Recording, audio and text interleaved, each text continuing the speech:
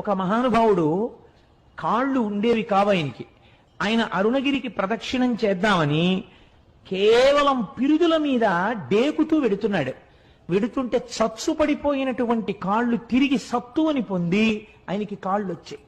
అరుణాచల ప్రదక్షిణం, అరుణగిరి ప్రదక్షిణం అంత గొప్పది. ఒకానొకప్పుడు ఒక సంపన్నురాలు తిరువణ్ణామలై రైల్వే స్టేషన్ లో దిగి ఒక పెళ్లికి వెళ్లడం కోసమని తిరువణ్ణామలై వచ్చి ఒక జట్కా మాట్లాడుకుని వెడుతూ ఉంటే ఆ జట్కా వాడు ఆ కొండలలోకి అరణ్యంలోకి తీసుకుపోతున్నాడు. ఆవిడ, ఇదేమిటి ఇలా తీసుకెడుతున్నావు అంటే, నోరు విప్పితే చంపేస్తానన్నాడు. భగవానుడు ఇక్కడే కొండ రూపంలో ఉన్నాడు, నన్ను రక్షిస్తాడని ఆవిడ జట్కాలో కూర్చుని అరుణాచల శివ, అరుణాచల శివ, అరుణాచల శివ అని 3 మాటలు అన్నారు. అనేసరికి పెద్ద పెద్ద టార్చ్ లైట్లు వేసుకుని ఒక పోలీస్ టీం ఒకటి అక్కడికి వచ్చింది. దేహశుద్ధి చేసి ఆవిడ్ని కారు ఎక్కించుకుని పెళ్లి జరగవలసిన కళ్యాణ మంటపం దగ్గరికి తీసుకెళ్లి